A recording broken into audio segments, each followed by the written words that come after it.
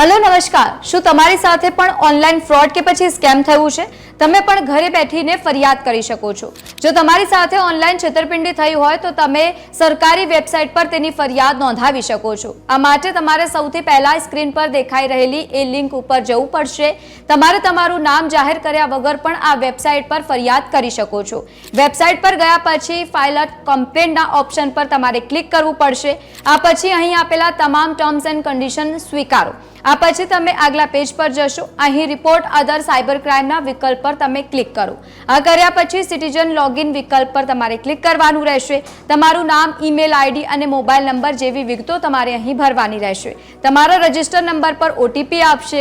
OTP ભરો અને captcha દાખલ કર્યા કરો અને ત્યારબાદ સબમિટ બટન પર ક્લિક કરો। 4 વિભાગો તેમાં બતાવવામાં આવશે: general information, cyber crime information, victim information અને પ્રિવ્યુ। આ વિભાગોમાં તમામ જરૂરી વિગતો તમારે ભરવાની રહેશે। પછી વિગતો યોગ્ય રીતે ભરાઈ છે કે તે નહીં તે તપાસ્યા પછી સબમિટ કરો। હવે કેસ સાથે સંબંધિત સ્ક્રીનશોટ અને ફાઇલો અહીં શેર કરો। આ બધી જ વિગતો દાખલ કર્યા પછી સેવ અને નેક્સ્ટ બટન પર ક્લિક કરો। સાયબર ક્રાઇમ હેલ્પલાઇન નંબર પણ આપવામાં આવ્યું છે।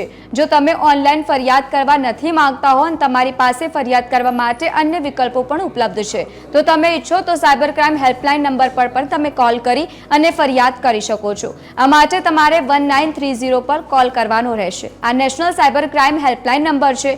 જો તમારી સાથે નાણાકીય છેતરપિંડી થઈ હોય તો તમે આ નંબર પર કોલ કરી શકો છો અને નામ, કોન્ટેક્ટ ડિટેલ, તમારા ખાતાની વિગતો અને ખાતામાં પૈસા ટ્રાન્સફર કરવામાં આવ્યા હતા તેની વિગતો તમારે કેટલીક મહત્વની આ માહિતી આપીને તમે ફરિયાદ નોંધાવી શકો છો।